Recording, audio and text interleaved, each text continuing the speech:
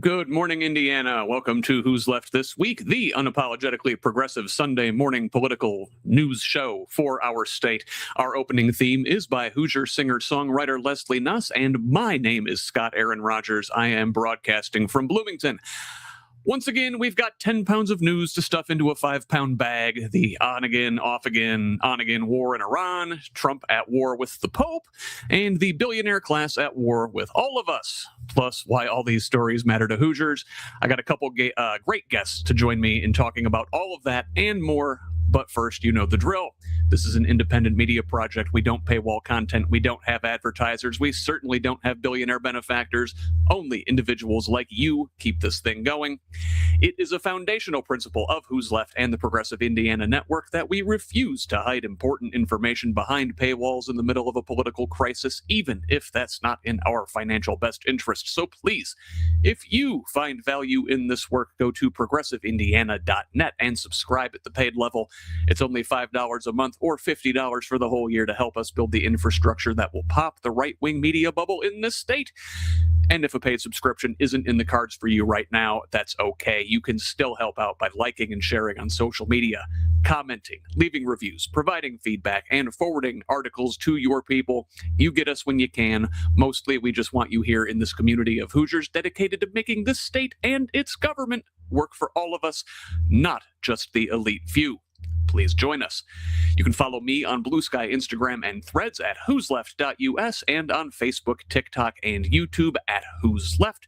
Progressive Indiana Network's handle is the full spelled out name on most sites, but on Blue Sky and TikTok, it's PIN Indiana. Please help us grow with a follow wherever you're at now. Let's welcome this week's guests, not one, but two Indiana Democratic State Senate candidates. First, a newcomer to this space from Senate District 11, way up there in the South Bend Elkhart area.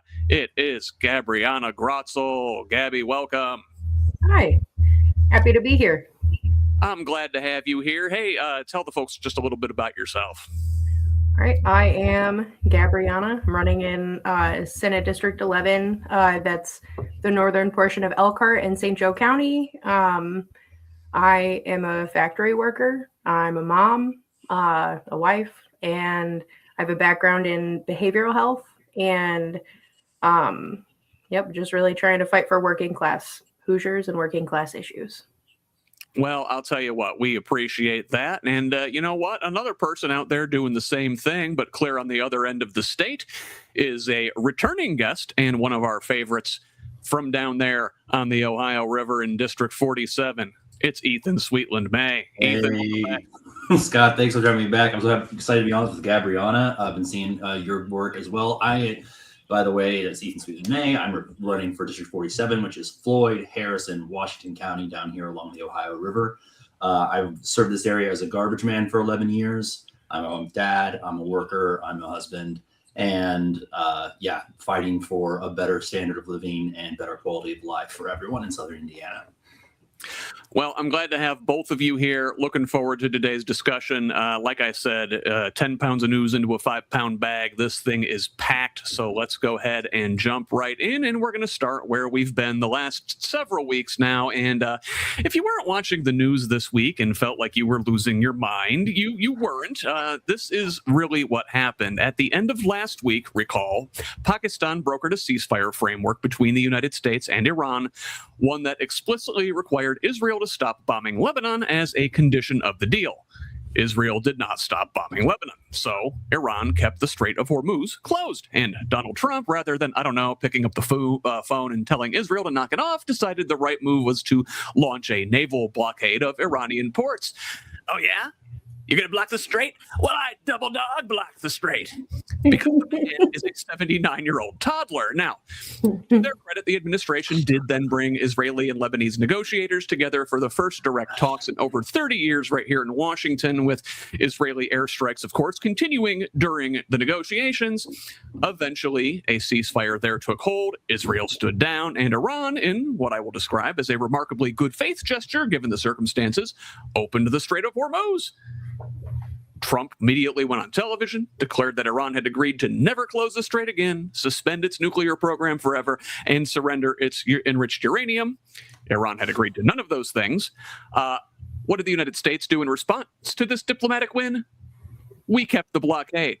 So, of course, Iran once again closed the strait, started shooting at tankers that attempted to make their way through yesterday. That is where we are.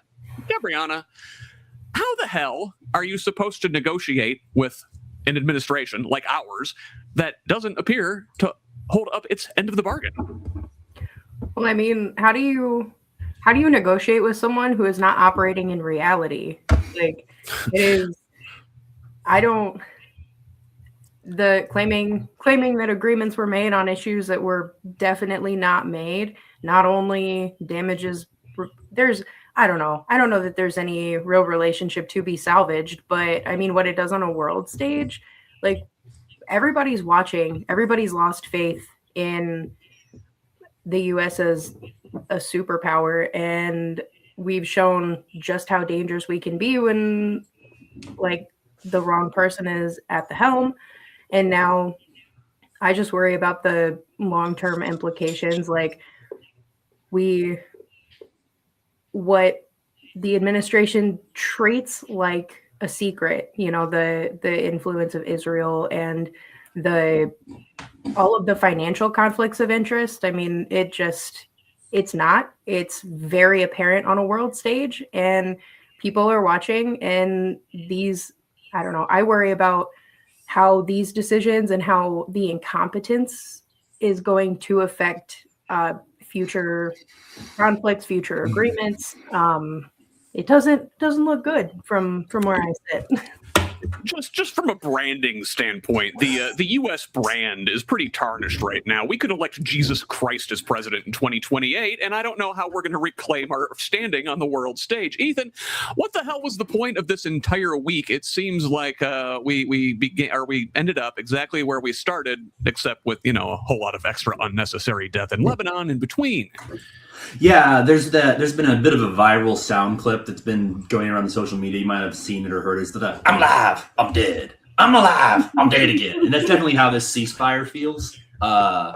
Where it's just like, clear from where I sit, the president and his allies are engaging in blatant market manipulation, as well as just trying to bump day by day their sagging ratings, their sagging approval of polls. And yeah, Trump's something's sagging. Your words, Scott, not mine. Yeah. And the lack of seriousness about this, somehow one of the most despotic and repressive regimes in the world, which is Iran, hanging protesters from cranes in public squares, like one of truly a disgusting and despotic regime. This has been so poorly managed and so badly planned that it has made Iran a sympathetic looking group to much of the world, and has made the United States look like a bumbling wannabe dictator. And that's something we can thank the present administration for. And I think that every American, as they watch prices go up, as they watch gas go up, and as we see the looming fuel crisis, can rightly be outraged about. Yeah. So let's talk about that a little bit, in the economic cost. So, while all of this geopolitical theater was playing out, the Trump administration, of course, intends to escalate sanctions under the banner of Operation Economic Fury, which sounds like a rejected Fast and Furious sequel, planning to board and seize Iranian-linked oil tankers in international waters, expanding the operation well beyond the Persian Gulf under the Indo-Pacific Command's authority. Now, meanwhile, the head of the International Energy Agency is warning that Europe has roughly 6 weeks of jet fuel left. 6 weeks. KLM is already cutting flights. The IEA chief is calling this the largest energy crisis ever faced and warns that even if a deal gets done tomorrow, over 80 regional energy facilities have been damaged, more than a third of them severely, and it could take up to 2 years to restore pre-war production levels. The people who will suffer most, as always, are the ones with the least to say in any of this, developing nations in Asia, Africa, and Latin America, while the powers whose decisions caused the crisis find ways to insulate themselves from the worst of it. Of course, Ethan, this is how it always goes, right? It seems that those with the least responsibility wind up paying the price in these great power struggles, doesn't it? Now as always. And the United States continues to refuse to learn the lesson of the imperial boomerang. We continue to believe that we can act with impunity, with expansionism, with interventionism, words that even in the right are ringing with sour notes. Like many people, farmers that I'm talking to in Harrison County here on the Ohio River, people who you would not think would either care, or if they do care, they'd be solely like, yeah, let's get them. Not the case. Not the case. This is causing deep inroads into the Conservative Party, because foundational to the Conservative Party, in which I was very much raised, in which I have made the same arguments, this is not acceptable. This kind of constant interventionism, this flexing without purpose, this violence without strategy, that creates so much debt on our side. It creates loss of life on our side. And of course, it kills people, innocent people in their homes, in their schools, abroad. And the broad majority of Americans are sick to death of it. And, Gabrianna, I've raised this point repeatedly over the last several weeks of this war on this program, and every new development seems to reinforce it. That's the absolute folly of building the entire world's economy on oil. We've had decades to rectify this now. Why haven't we learned? Yeah, it's, I don't know. It's kind of one of those things where you apply stress and then you see where the weak points are. And I hate that we were in a position to really try to parse that out, to really work on that development. And now the steady march backward. When I look at issues, I try to triage like what the most emergent need is. And we have to now, instead of working on, building our infrastructure around renewable energy and solving these issues and really combating climate change, now we have to stop people from dying and people from dying in senseless wars. We have to stop brown people from being bombed. We have to stop rural Americans from being starved in food deserts. And it's really frustrating from our position, because we are in a lot of ways at the mercy of this system. And I don't know, I would love to see a march toward cleaner, renewable energy. And I think that when we do take power back, because it's happening, it's going to happen, we are poised for not just a blue wave, but an unprecedented takeover. And I think that what is vitally important is what we do with the power when we get it.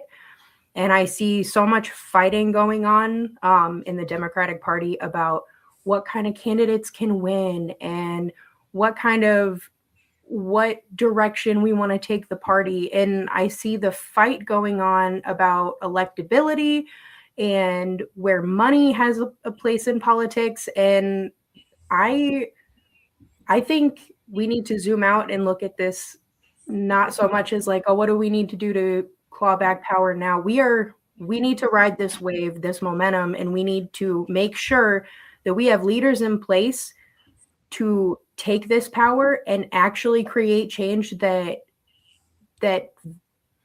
validates our points. When people feel the positive impacts of our policy, then they're not going to be as susceptible to the propaganda, the partisan bullshit. Frankly, they are going to vote as they always have, with how policy affects them. And so that's what I'm trying to focus on, is what can we do when we do get power back to try to fix these systemic issues. Yeah, and if we've learned anything from the Trump era, it's that you can't be afraid to go big. Like, for all the criticisms, and there are a multitude of this man, like, again, where do we even begin? We've got 10 years of bullcrap piled up behind us, but it certainly going big didn't prevent him from getting elected twice. We need to go big in the other direction to start rolling this thing back. We'll talk about Hungary much later on in the show, and I wanted to, look at the way their new leader is talking about things there. We can learn a lesson or two, but let's talk about the Indiana angle to this war. It goes beyond just the gas prices that Hoosiers are paying at the pump, right? There's a couple stories this week, and they point in a couple different directions. Now, first, Governor Braun announced this week a $60 million initiative called Iron Nation Indiana, designed to attract Israeli tech companies to set up U.S. operations in our state.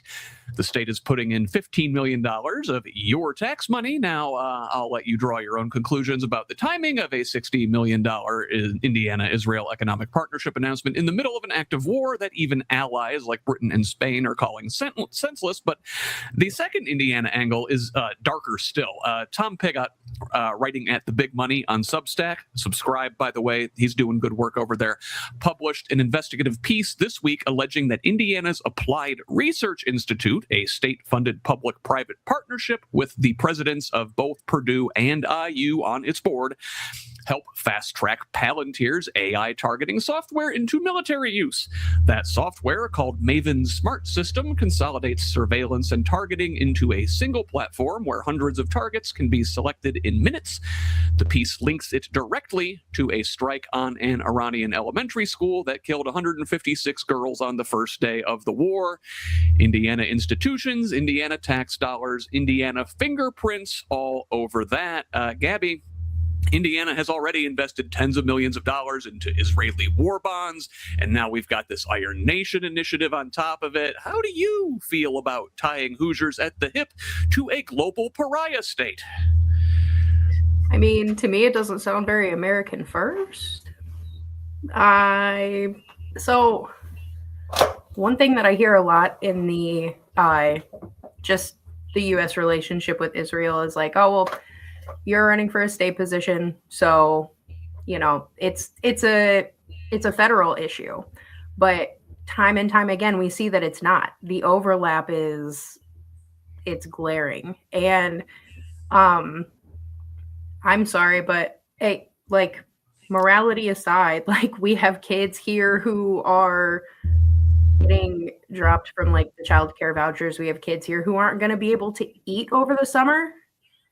We have families, we have healthcare deserts, we have food deserts, we have so many needs that are being unmet, and we're bragging about a surplus and bragging about the size of our rainy day fund. And the storm is here. We are, like, Hoosiers are struggling, and they are prioritizing other nations' conflicts to pander to ideology. This isn't about what Israel is going to do to help Indiana.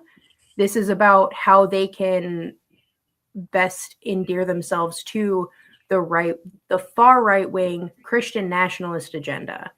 And that is such an overarching theme in like the Indiana GOP.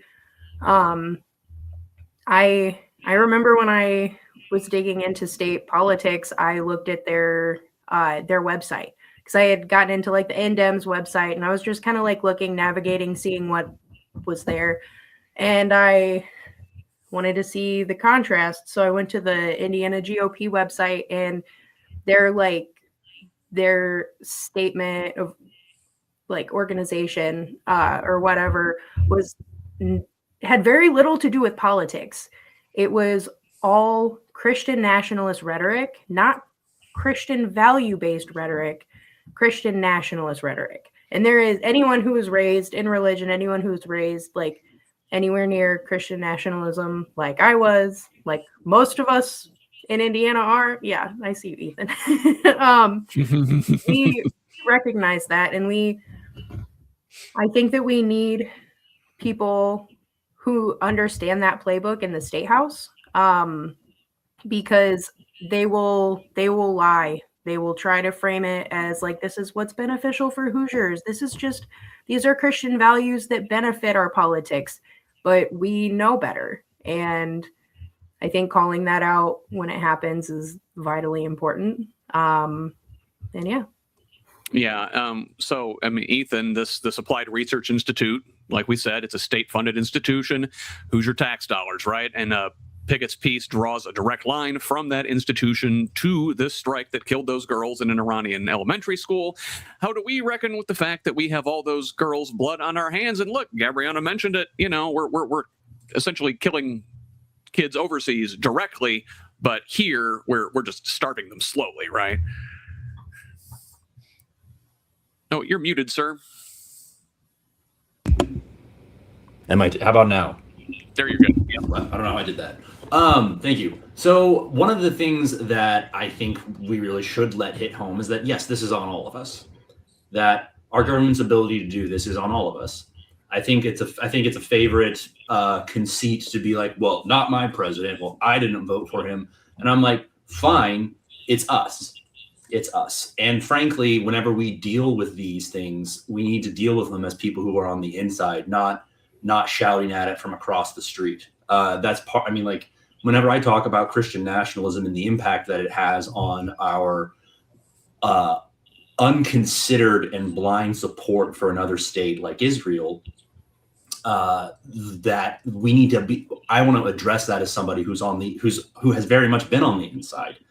I'm not talking to some other community. I'm not talking to some other culture. This is my community. This is my culture. And whenever we address it, we need to address it with the values, in my opinion, that these cultures really adhere to. Things like limited government, things like putting your community first, things like oversight of our millions of dollars and where they're going and what they're really doing. Because, again, bringing up these people that I'm talking to in my community, rural communities, they don't much like the idea of funding killer AI systems that allow for the autonomous selection of targets that we have already proven kill schoolgirls. No one is much on board for that. And yes, you're going to ignore the comments section is not a good poll of Harrison County. It is not a good poll of Washington County. And most of these things depend on the misunderstanding and or just ignorance, not stupidity, just not knowing of most people in our communities. So being able to articulate it, not from up here shouting down, but in here where it's like, this is what they're doing with our money, guys. This is what's happening to people in other places with our money. Do we want that? And the answer is overwhelmingly no. Yeah, and just from a Christian perspective, right? Like, is this what Jesus would do? I don't think so. Let's get into that. In addition to Iranian clerics, right? Trump has gone to war with other religious officials, like the Pope. And this one's been building for months. Back in January, Pentagon officials summoned the Vatican's ambassador and reportedly delivered a bitter lecture, warning the church had better take America's side, with one official allegedly invoking the Avignon papacy, a 14th century crisis where popes were basically forced to live under the thumb of the French crown. Just a casual threat. And Pete Hegseth, of course, spent months framing this war in explicitly religious terms, asking Americans to pray on bended knee for military victory in the name of Jesus Christ. So when Pope Leo came out against the war, called for peace and dialogue, Trump called him weak on crime and bad on foreign policy and refused to apologize. Leo fired back from the papal plane, saying he doesn't fear the Trump administration and will keep speaking out. Now, staying on the blasphemy train, this week Trump also posted an image of himself in a Jesus-like healing pose on social media, which he has since deleted, claiming he thought it showed him as a doctor.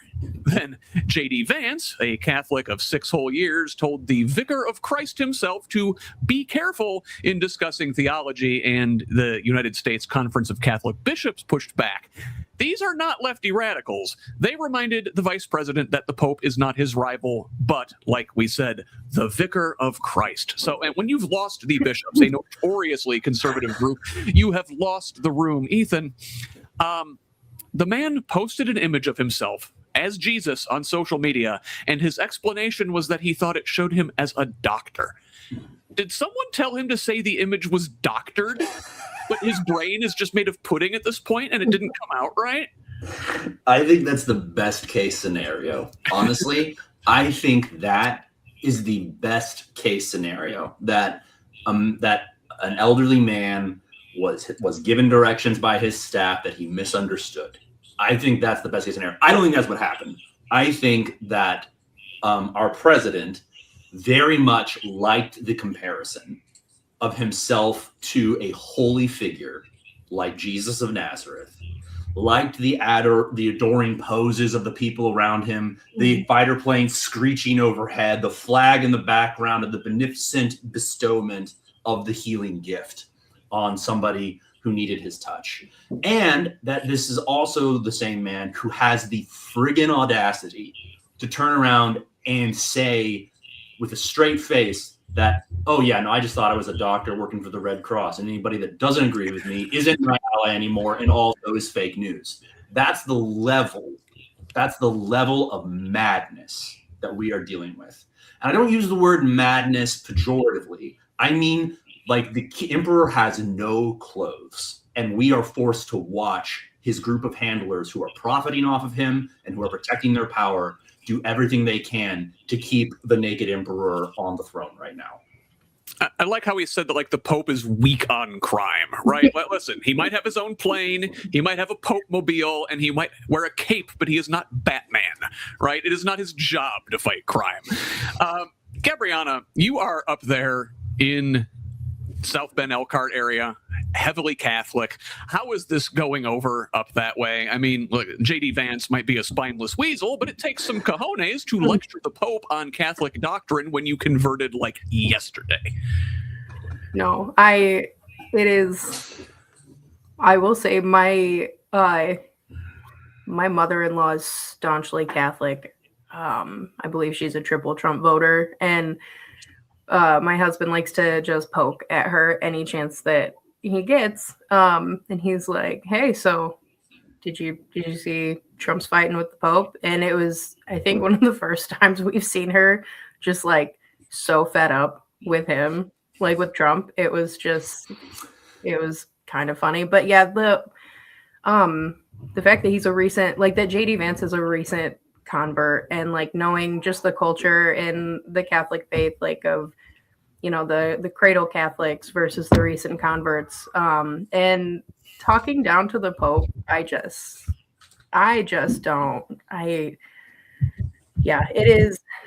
it's interesting because we saw a swing with Catholic voters. I can't remember the exact numbers, but it was somewhere I think it was around 54 or 55% in favor of Obama. And then in 2008, because then it steadily grew farther right every following election. And then this past election, it was almost completely inverse Trump. And so that kind of support from the Catholic community is, if that's something that's lost, that is going to heavily impact like future elections. Also, like to the whole AI image of Dr. Trump, I think maybe it's reason for hope, because if images like that is what he's seeing when he's in the doctor's office, might be closer to the end than we think. But no, he really does seem to think that he is invincible, and the audacity it just doesn't shock me anymore. There's nothing he holds sacred. So I'm curious to see what the results are going to be. I watched or I listened to this podcast talk like about focus groups and really digging into the responses from Catholic Harris voters and Catholic Trump voters, and they don't seem to be moving very far. And this is just based on one focus group, and I think it's reflective of the priming that he has done for the past 10 years. I watched too many of his rallies leading up to the 2024 election because I just want to know, like, what is he saying? What does he do that gets people so loyal to him? And I really see a priming before these actions. In the talking out of both sides of his mouth. On one hand, he ran on no more wars, but then on the other hand, while he's doing these wars, you see this like fetishization of war efforts. We see the videos glamorizing them, making him out to be a Michael Bay movie, and in the same breath, claiming that he has ended 8, soon to be 9 wars, and claiming that he should be given the Nobel Peace Prize. So he really does. He creates a space that welcomes cognitive dissonance because he gives people an out. That's why he's so contradictory from our perspective in what he says. Yeah, and we have to remember most people aren't nearly as plugged in as we are. It's all vibes. A lot of it's, like Ethan said, it's the comment section. So many of those people you see in there aren't even real people. They're bots. It gives people permission to be their worst selves. Mm-hmm. And speaking of people who are their worst selves, let's talk about ICE. Now, it's worth noting that one of the first things that drew Trump's ire against Pope Leo was the pontiff's criticism of the administration's immigration crackdown, which brings us, of course, to this week in ICE and DHS. And it's easy to see what the Pope was talking about with stories like this. So Marie-Therese Ross-Mahey is 86 years old. She was arrested in her nightgown at her late husband's Alabama home and thrown into federal immigration detention. She moved 4,000 miles from Brittany, France to Alabama to reunite with and marry a former U.S. Army captain she had fallen in love with when he was stationed there in the 1950s. And the circumstances suggest she was tipped off to ICE by her late husband's son, a retired state trooper, 2 days after a court order froze the estate's asset she's entitled to half of. The French government had to intervene to get her released. Weaponized immigration enforcement as a tool in an inheritance dispute. That's pretty bleak, but there's a small bit of accountability for these thugs. Up in Minnesota, a Hennepin County prosecutor charged an ICE agent with felony assault after he allegedly pointed his service weapon into another vehicle during a road rage incident on a Minneapolis highway. In an unmarked rental SUV with no indication it was law enforcement. The agent admitted drawing his firearm after the other vehicle had already rejoined normal traffic, and here's the detail that matters. If convicted, he would not be eligible for a presidential pardon because the charges are state, not federal. Gabby, they told us they were going after the worst of the worst. Did you think that included French grannies and nightgowns? I mean, what was the pattern on the nightgown? Like, was it a particularly egregious nightgown? Like, it was really bad moral pattern. It offended everybody. Yeah. I mean, as long as it's not paisley, I guess she's entitled to some human dignity. No, it's disgusting, and we've created conditions where you can, if you have anybody who's vulnerable, if you have someone who's spoken out against this regime, if you have somebody who has questionable status, they've created this situation. And now, I don't know, I think that the Minnesota ruling with the state charges, if I can just bring it back to like the point I was like, state government has never been more important. Everybody wants to focus on federal because that's where the flurry is right now. And I think it is important to focus on federal. But what can we do as a state? And I don't see in Indiana with Todd Rokita or,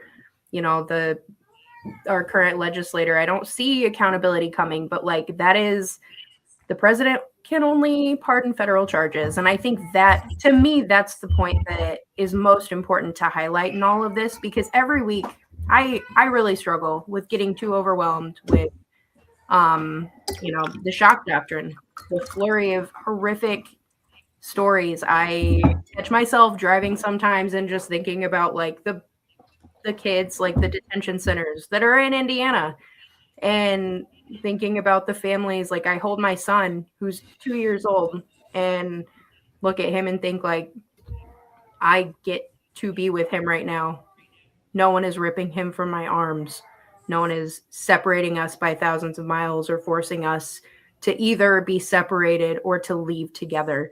And I have to focus on policy. I have to focus on the way forward, because I feel too hard, and it becomes paralyzing to try to I don't know.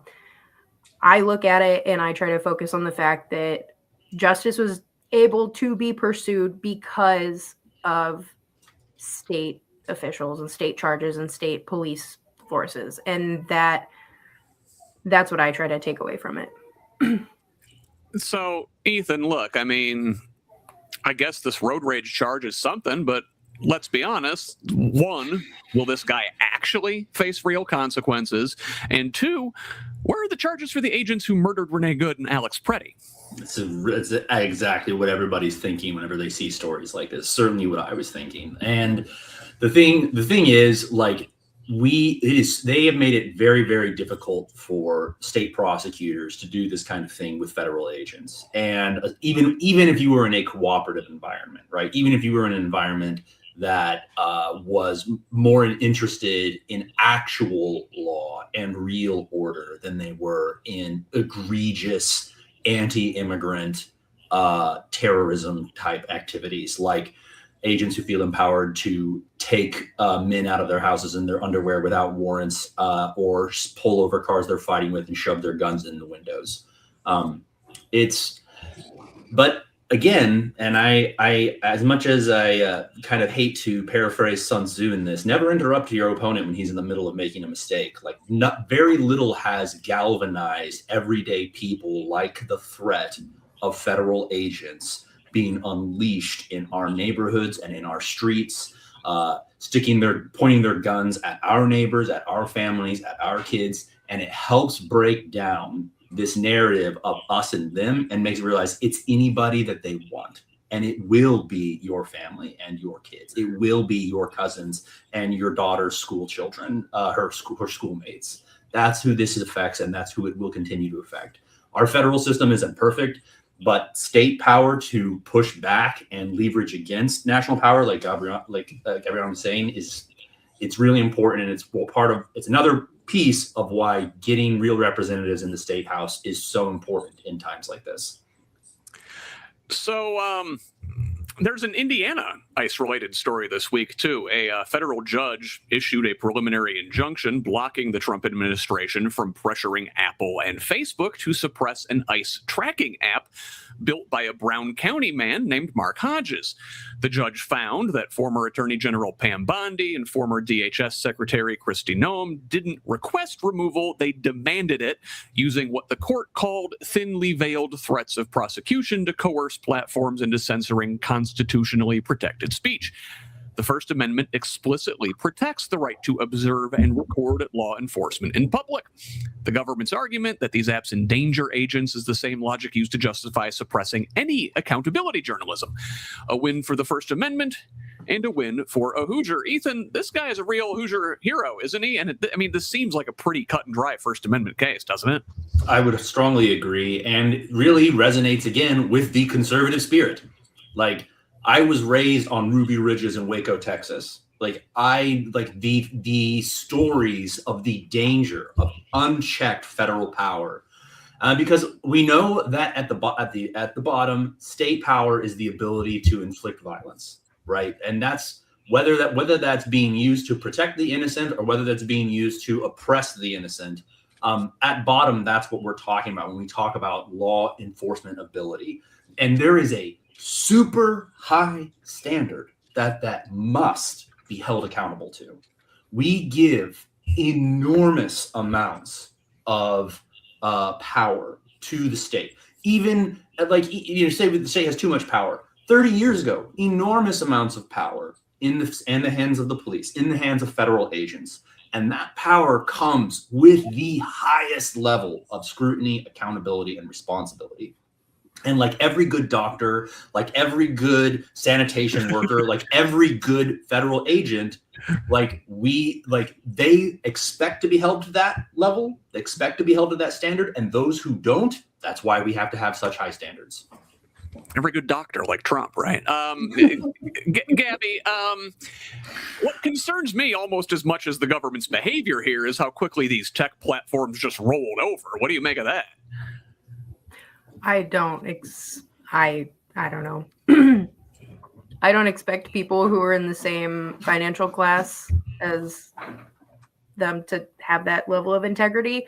I mean, we have how many studies showing that the amount of wealth and power you have does diminish your capabilities for empathy. I don't know. I don't expect them to be the ones acting morally. No precedent they've ever set has made me expect that. Tech companies build algorithms to exploit the most like baser instincts that we have. So I don't know. I think that we need to hold them accountable as consumers, even though I struggle with like putting too much responsibility on consumers. I don't want the working class, not just consumers, but it ends up falling to the working class and the most vulnerable. And so I think that that's another thing that like when we do get power back, we need to, the first thing we need to do is regulate these unchecked industries. And like that's why we need more working class representation who don't have interests that will be threatened by regulation. Mm-hmm. I think that our population, like at large, has been conditioned to see regulation as the way conservatives try to use regulation, like, oh, who I can marry, who I can like, how I can spend my money, what bathroom I can use. Like we see regulation as an infringement of rights, but what it really should be used for is protection for people who don't have wealth, status, power to protect them. Yeah, 100%. And, put a pin in that. We're gonna talk about this entire dynamic here in a little bit, but for right now, I want to move on and talk about our next story. So, we mentioned Pam Bondi, right? Let's stay on that thread. The former attorney general, who apparently had time to threaten a guy in Brown County over an app, could not find the time to show up to a congressional subpoena on Tuesday. The subpoena stems from her handling of the Epstein files release, where, in what I can only describe as a remarkable inversion of the stated purpose of the transparency law, victims' names were left exposed while powerful figures' names were redacted. Trump fired her on April 2nd, conveniently rendering her a private citizen just as congressional pressure over the Epstein files was peaking. House Oversight says contempt proceedings are next, though with Republicans holding the majority. Whether that goes anywhere is another question entirely. And speaking of the Epstein files, did you guys see this piece out of New Mexico? Alyssa Valdez Rodriguez, writing at The Pugilist on Substack, another great subscribe. Go over there and subscribe to her. She's been doing some of the most dogged Epstein investigative reporting out there.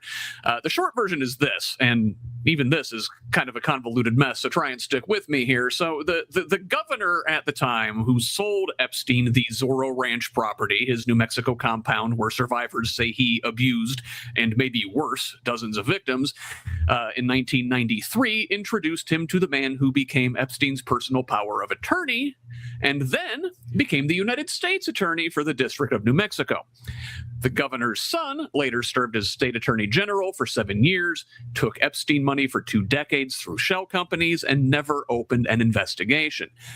The company that paid New Mexico's Democratic governors to look the other way employed Ivanka Trump before she joined her father's organization.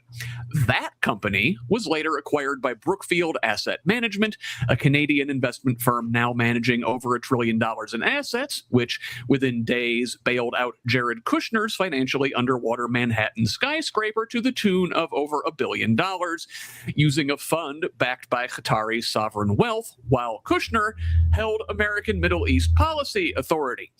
Brookfield stonewalled a Senate investigation into whether those two things were connected, and today Brookfield is Donald Trump's partner in an $80 billion nuclear infrastructure deal.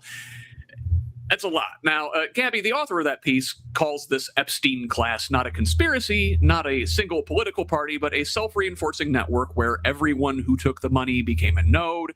The nodes protect the network because the network protects them. How do you even begin to break something like that apart? Yeah, I don't know. Nice one, Scott. just a small question, you know. Yeah, just real quick, solve that. Just, no, like, what do you do? And what do you do with a completely, like, corrupt isn't even the word, a compromised Department of Justice, like, complicit Department of Justice? Mm-hmm. I don't know, the Pam Bondi thing, like, is she being removed because of her incompetence, or is she being removed to protect her and to replace her with someone who has a lesser understanding during all of these hearings so that they can actually claim ignorance? It's bordering on conspiratorial, but we are living in a conspiracy. The facts you just laid out, they defy logic. It sounds like writing for an overly convoluted kind of bad mystery book. Like, That's right. And how is the average person supposed to follow this? Like, it's frustrating. It makes you feel like you're wearing the tinfoil hat, like you got the bulletin board with all the pins and the string. And, you know, Ethan, I was going to ask it, and Gabrianna brought it up. It definitely seems like, you know, this Bondi dismissal is framed as a firing, like, oh, she wasn't doing a good enough job prosecuting Trump's enemies or whatever. More like seems like this is part of the cover-up. Like, she knows too much. It's time to send her on her way and let this thing sort of slowly disappear. I don't intend to quit talking about it. I don't know about you. One of the few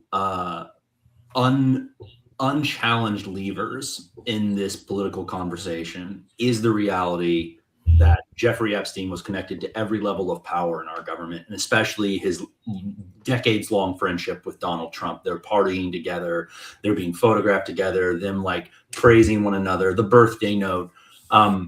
It is the corrosive fluid sitting inside this failing vessel that is the Trump administration. And getting rid of Bondi, certainly I see as a means of trying to keep the ship going a little longer, because obviously the last time she was in front of Congress did not go well for her or the administration. The Dow was at 50,000 points really became a meme par excellence among everyone. I mean, even the right-wing commentators were like, that was super embarrassing. And even Republicans in Congress and in the U.S. Senate were none too pleased, because they know that this is a losing issue, because actually people on the Main really care about what is done to children. We want to be like, I get really frustrated whenever I see these empty barbs thrown at people on the right who are just like, well, you're protecting pedophiles, you're protecting MAGA, and you're protecting Trump stuff. This is an easy one to build bridges over, guys. Mm-hmm. This is an easy one to pull people in over, because it can't be overstated. What we're seeing when we open our phones, when we turn on our feeds, and what people on the right are seeing couldn't be more different. Overwhelmingly, their news sources intentionally try to keep this kind of information from them. So let it not be our first instinct to pull out daggers and be like, you want kids to get hurt, and rather be like, do you realize how these people are all in a vast conspiracy to empower the worst men you know to do the worst things you've ever heard of? Because it's really complicated, all the nodes, but saying these are the most powerful, richest people who have ever lived, and they are all friends with each other and are working hard to make sure they can do whatever they want without people being able to stop them. But we can stop them.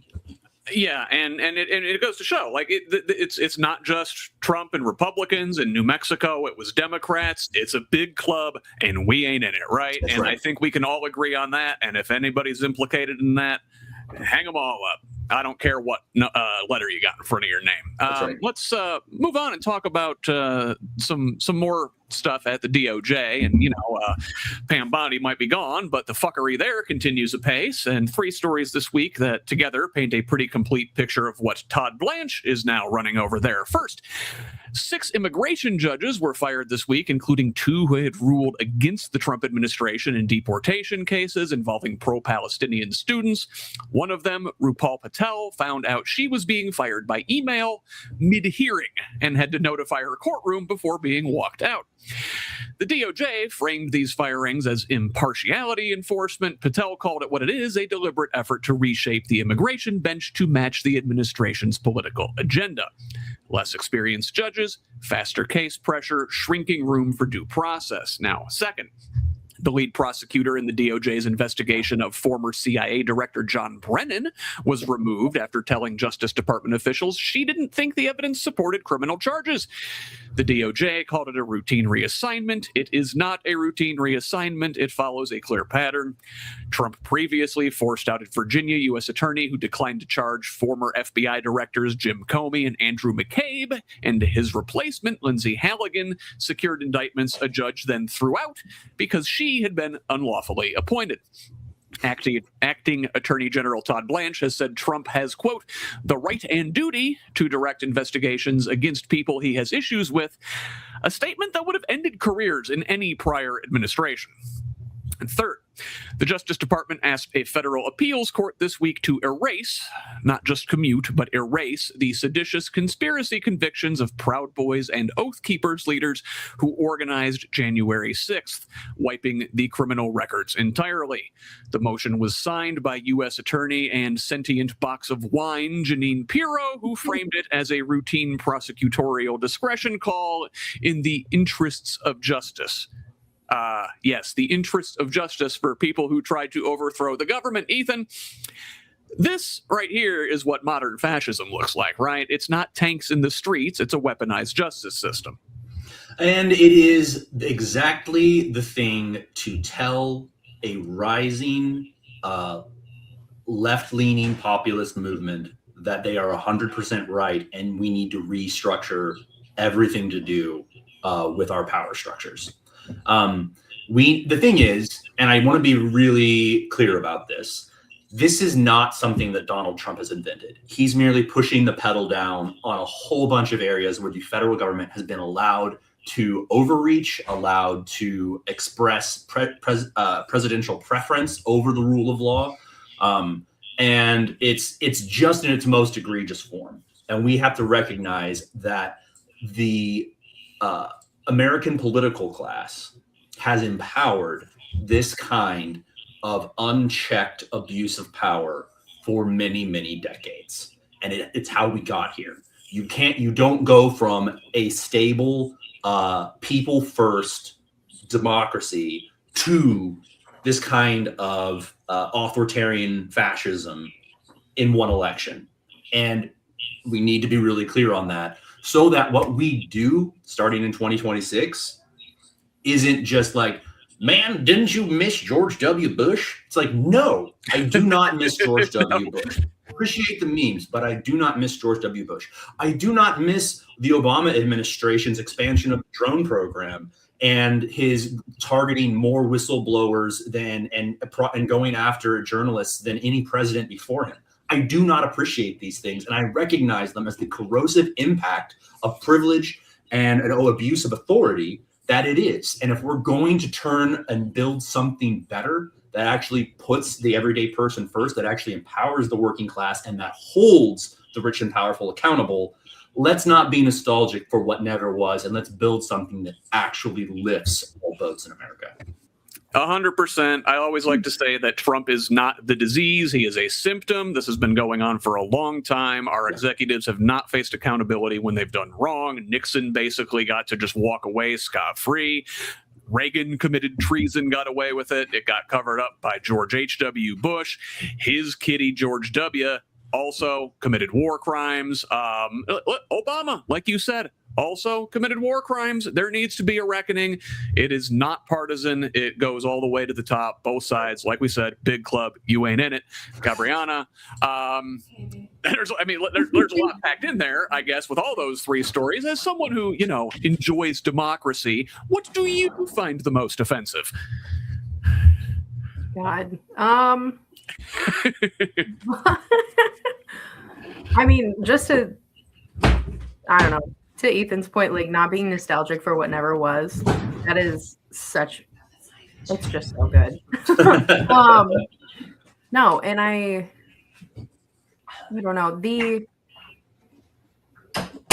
I think that a lot of times the more conservative, or the people who vote more conservative that I know, they make criticisms about like this corruption. And I remember early on in the Trump presidency with all the executive orders, when I would just pose the question, like, how do you feel about this? How do you feel about the trampling of the Constitution and the complete disregard for checks and balances? And the fact that he exposed that those checks and balances are just words. They're not real. They're an audit with no enforcement.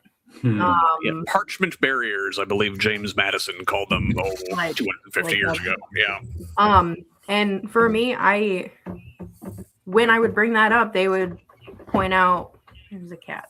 They would point out like, oh, well, this president did this, like this president suspended these norms, like in this, and throw out some super obscure talking point that they got from a podcast. Not anything negative about podcasts, but no, like podcasters, am I right?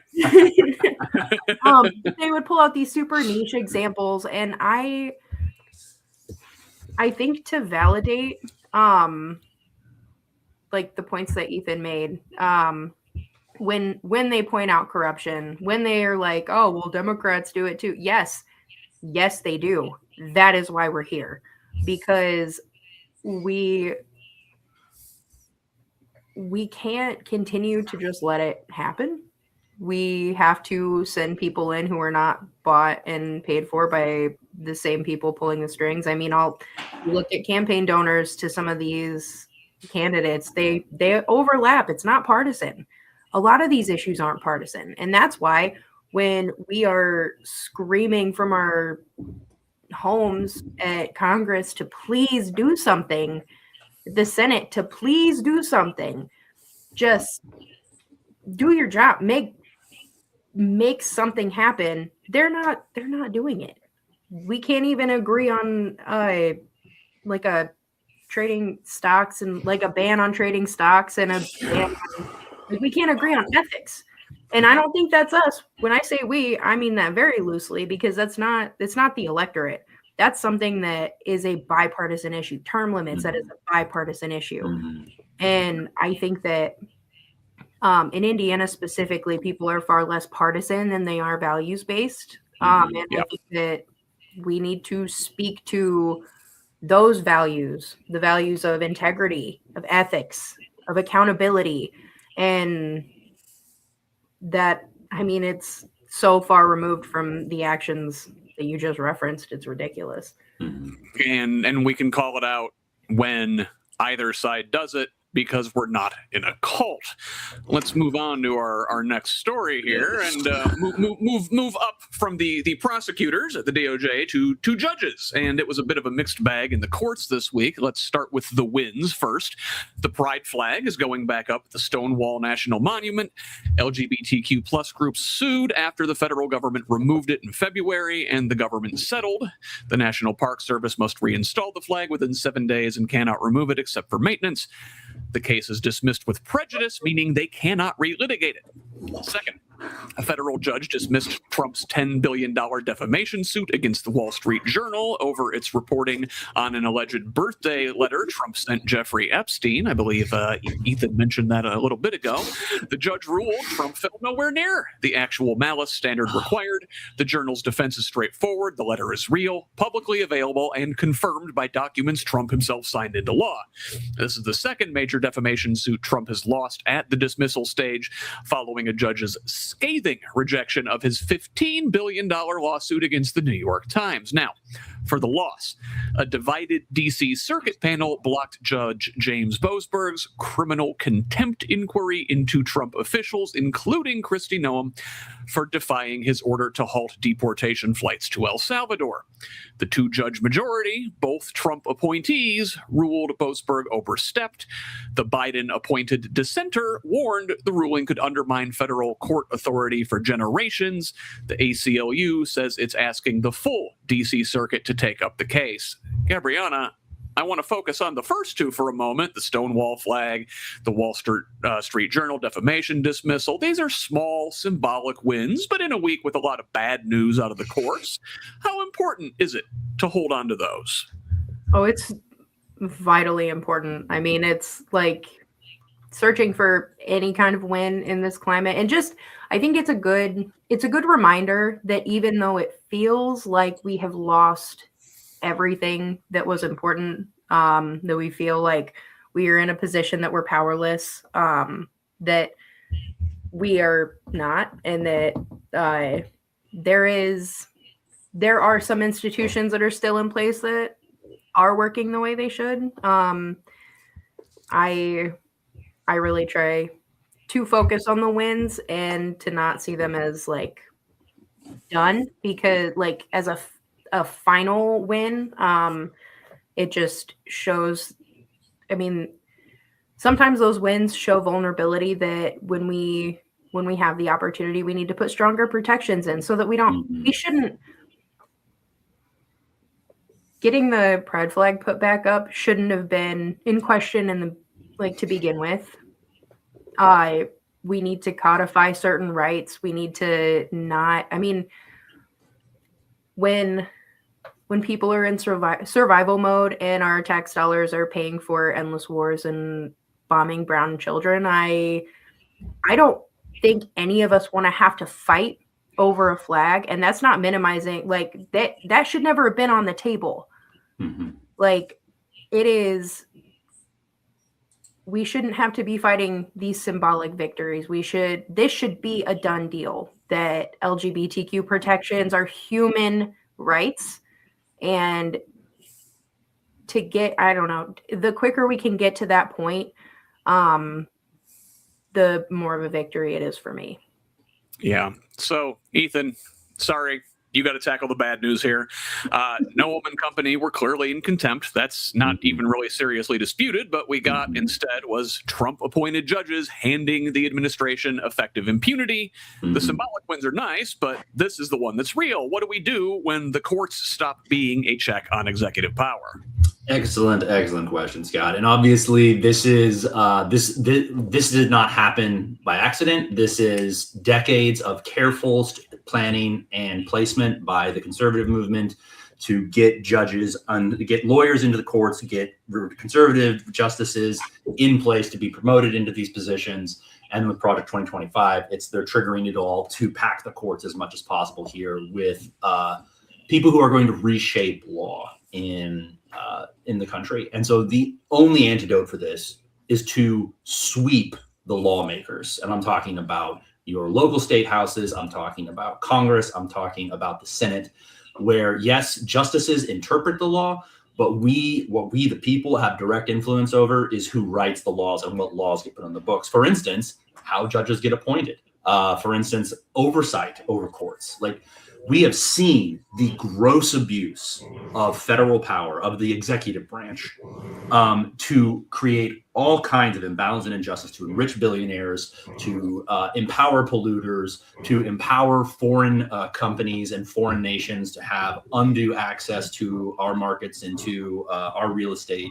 And what we can do is we can react with the power of lawmaking to protect Americans, to protect our neighbors who live in our neighborhoods, who are actually investing in, I'm talking about immigrants, who are actually working for the people. That is what we have to do, because we have direct power over our state houses. We have direct power over Congress and over the Senate.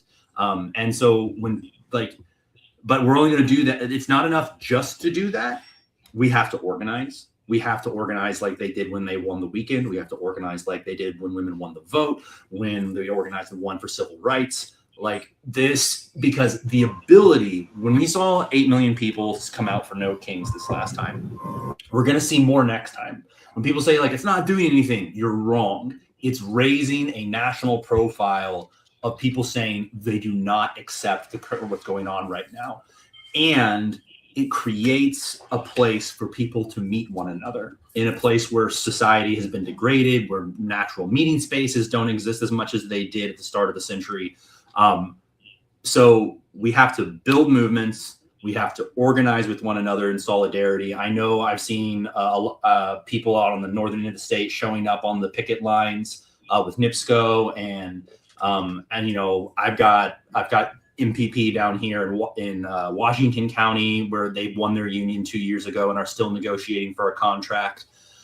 There's lots and lots of places where we can realize the fight is here, realize it's our fight, and then also carry it to the polls to sweep lawmaking positions so we can do something to defang and break the power of the Epstein class. Yeah, let's move up. We're talking about the courts. Let's move up to the top court and talk about Justice Clarence Thomas, who this week gave an hour-long speech at the University of Texas, ostensibly honoring the Declaration of Independence's 250th anniversary, and used it to declare that progressivism and American founding ideals cannot coexist. Now, Thomas opened with a genuinely moving tribute to the Declaration's ideals and his grandparents' sacrifices, and then spent 50 minutes making stuff up. He blamed progressivism for Stalin, Hitler, Mussolini, and Mao, with no supporting evidence and considerable contradictory evidence. He blamed Woodrow Wilson for importing German authoritarianism into American politics, selectively quoting a Wilson paper that, when you read the full passage, argues the opposite. He also conveniently forgot that Wilson went to war with German autocracy in 1917, that fascism was explicitly anti-socialist, that Hitler drew direct inspiration from American Jim Crow and Native American removal policies, and that the first progressive president wasn't Wilson, it was Theodore Roosevelt. But here's the part that should really disqualify a person from ever being taken seriously again. This speech was introduced by Harlan Crow, the billionaire mega donor who spent 2 decades lavishing Thomas with undisclosed luxury gifts. And Thomas, in that same speech, warned about officials who succumb to the enchanting siren songs of flattery. Ethan, I cannot tell if he has no self-awareness or simply no shame. The conceit that comes along with long stints of unchecked and uninterrogated power. The people around Justice Clarence Thomas and the people that he is willing to listen to clearly are the people that tell him what he wants to hear, like Harlan Crow. It is the danger that always presents itself to people in authority when they insulate themselves from genuinely having to deal with other opinions.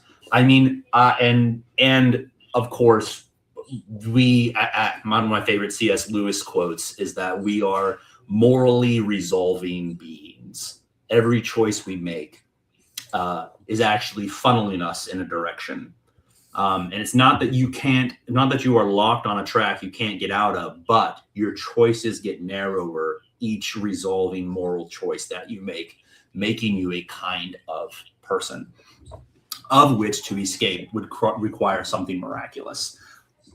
Clarence Thomas has been in a long moral resolution in a certain ideological direction, and seeing him become more extreme is not surprising to anybody that studies or has been part of powerful ideological movements like the conservative movement that I grew up in, where you watch people become more intensely who they are over time.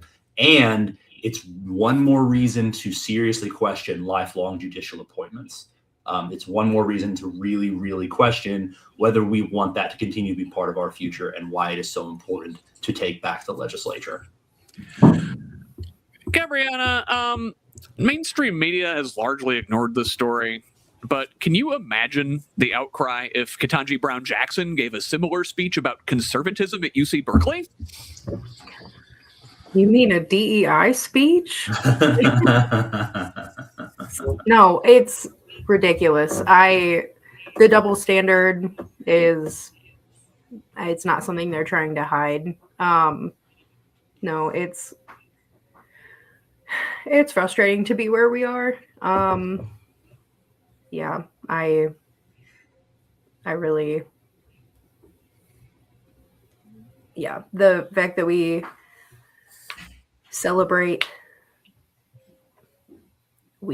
they celebrate things being done on their end or minimize things being done on their end, that if it were turned the other way, like, I don't know, my one thing that people keep hearkening back to is like, oh, well, if Obama did any one of the things that Trump is doing, or if Joe Biden had signed any executive orders with his auto pen about like the things that Trump has done, the right would be losing their mind. And I don't know. I think that, like Ethan keeps saying, it's reflective of the systemic issues, the lifelong appointments, the the things that we really need to go in and fix. And some of them are going to take time, but some of them don't have to take as long as we like to think that they would. Mm-hmm. Yeah, you mentioned the double standard, and it's funny that he's attacking progressivism when like the fundamental premise of conservatism is a double standard. It is that the law there is one class of people who the law binds but does not protect, and another class of people who the law protects but does not bind. Boom. And Clarence Thomas certainly seems to be a member of that second group because his crimes are innumerable. Speaking of elite criminal impunity, and let's move on. And Clarence Thomas's flagrant corruption is hardly an outlier. It's a feature of a system failing working people for decades. Is it any wonder we're seeing stories like these? OpenAI CEO Sam Altman's San Francisco home was targeted twice last weekend, a Molotov cocktail Friday morning, thankfully causing no damage and no injuries, and an apparent gunshot Sunday night. Again, no one was hurt. Now, also, a Kimberly-Clark warehouse employee in California allegedly set a fire that caused over $600 million in damage, then texted a coworker comparing himself to Luigi Mangione, framing it explicitly as class-based grievance, saying, "All you had to do was pay us enough money to live." He faces up to 10 years in federal prison. Now, that's a property tragedy. Here's a human tragedy. At another warehouse, this one an Amazon warehouse up in Troutdale, Oregon, a warehouse worker died on the job on April 6th, and employees allege his body went unattended for over an hour while operations continued around him. A supervisor allegedly told workers to just turn around and not look and get back to work. Speaking of Amazon, newly unredacted court documents reveal the company systematically punished independent sellers who dared charge less on competitor sites, stripping their access to the buy box and forcing prices up across the entire internet. Amazon now controls 56% of U.S. online retail spending. The company that built its brand on low prices is the reason your prices are high everywhere.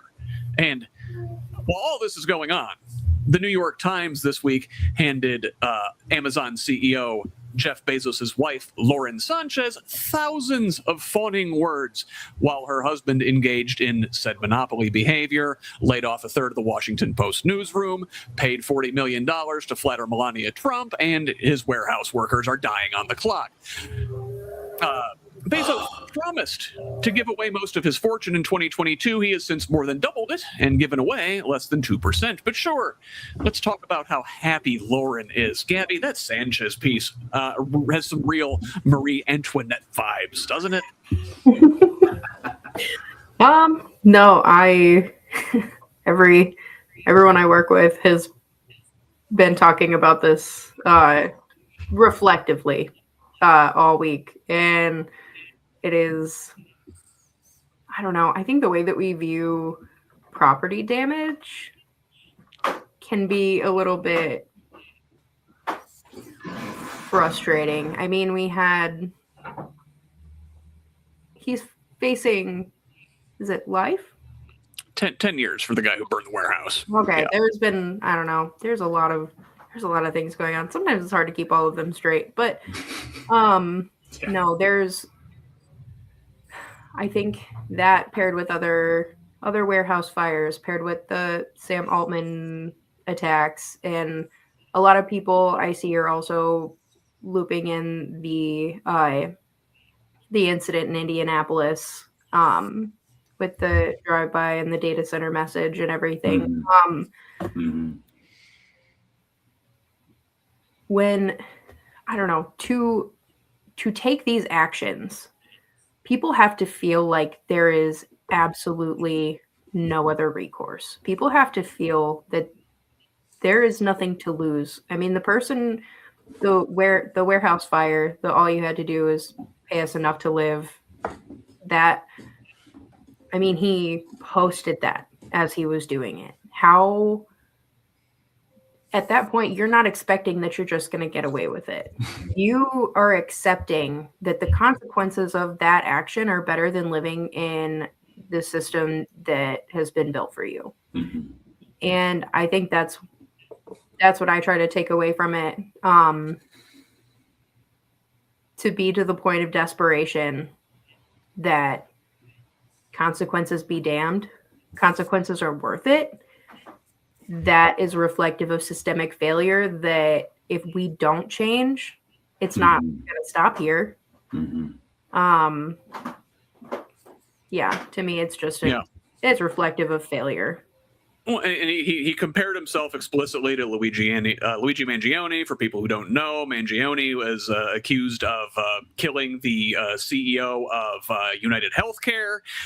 He had some health problems, had some run-ins with the insurance industry, as one does as an American. And it generally, like, Americans are like, they might not condone it, but they get it. And Ethan, that's where this thing's going, right? It's like, okay, y'all, the Epstein class can start paying your taxes, can start contributing to society so the rest of us can live a decent life, or the pitchforks and then the guillotines are going to come out. Right.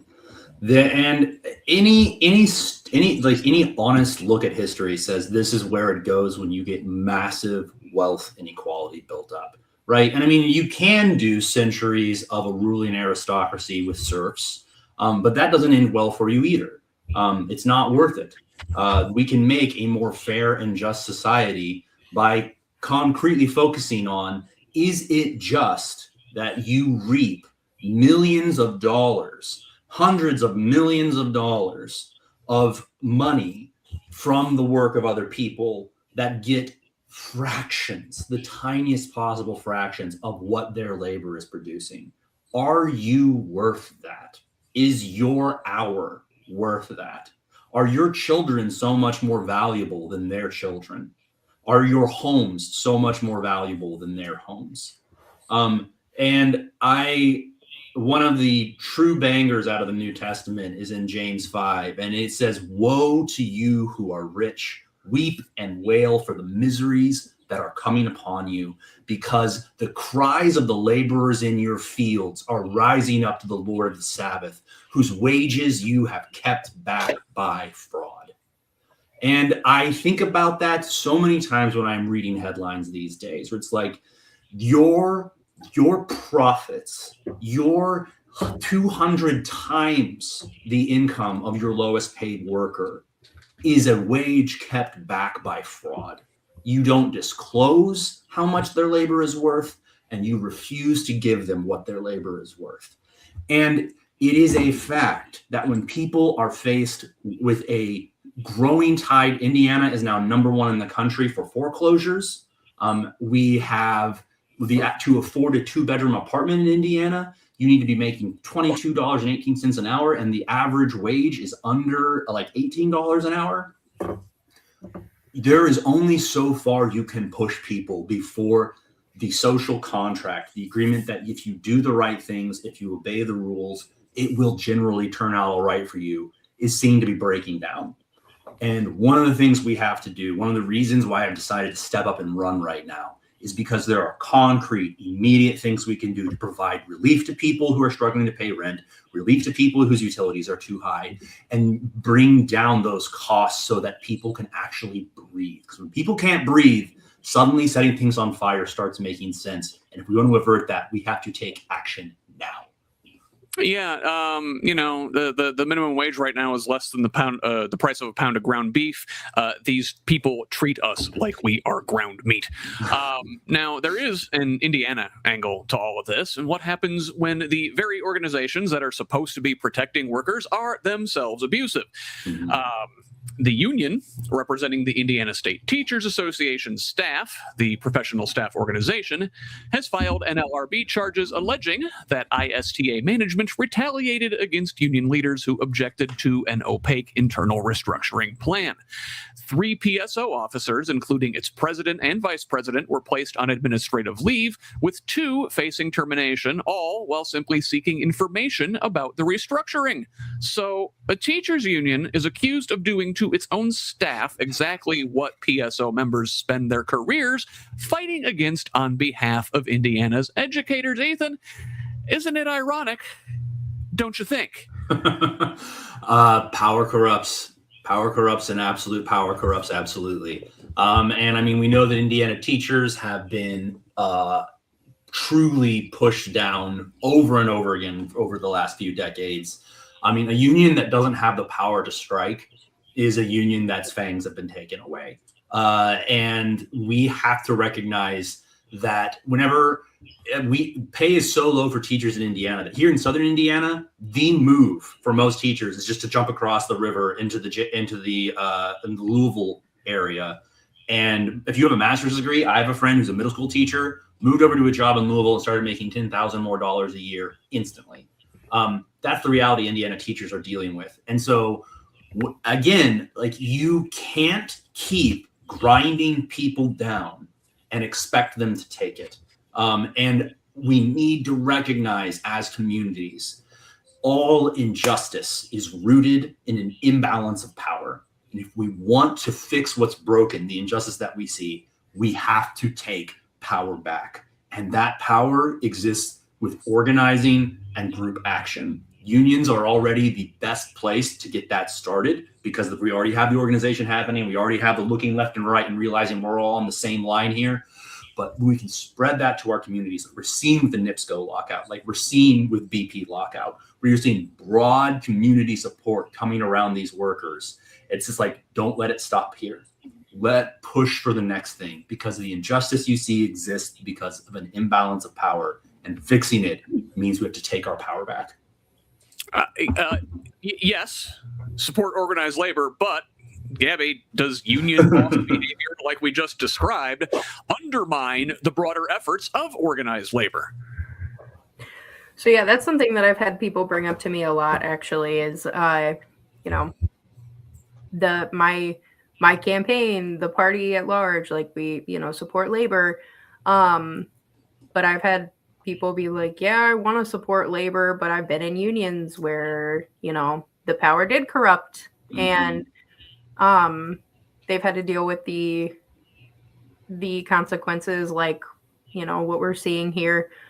And I guess what I try to bring it back to is, if it is truly a democratized workplace, then you should have a way to hold those power structures to account. Mm-hmm. And that's kind of like, just because we support it doesn't mean it's perfect. Just because it is a better way of doing things doesn't mean that it's not able to be corrupted. And I think I see people make these criticisms, and I validate the criticisms, but that because it can be corrupted, that doesn't mean that we throw the whole thing out. It's just a reason to continue to work harder. And,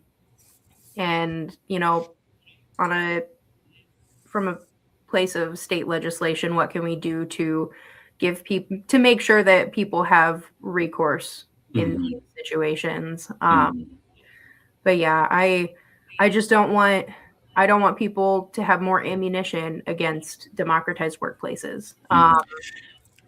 Yeah. Yeah, no, it's a betrayal. It's even worse, I think, when union leadership does this, because that's some class traitor shit. You expect this kind of behavior from ownership, from the boss. When union bosses do it, you're in danger of setting back the whole movement with crap like this. It's incredibly frustrating. So. Let's go back across the pond, and some of you may remember that last week on this very show, we were talking about the Hungarian election, and at that time, voting was going on, but by Sunday afternoon, we had our answer, and Viktor Orban's 16-year rule ended in a landslide, with opposition leader Peter Magyar's party projected to win a supermajority in parliament, and this is equally a defeat for Donald Trump and J.D. Vance, both of whom invested extraordinary political capital in Orban's re-election and got nothing for it. Magyar ran not as a leftist, but as a conservative who defected from Orban's inner circle. His victory crowds waved EU flags alongside Hungarian ones, and here's why this matters beyond Hungary. Orban's real export was the illiberal governing model now being replicated in Washington. His fall is not just a local story. Upcoming elections in France, Italy, Poland, and Spain become the next step, the next test, rather, of whether MAGA-aligned populism can survive without its flagship example. Gabrianna, in 2016, the Brexit vote in the UK sort of presaged Trump's win here in the US. Is Orban's loss a sign that right-wing authoritarian populism is on the way out here as well? I mean, I certainly hope so. I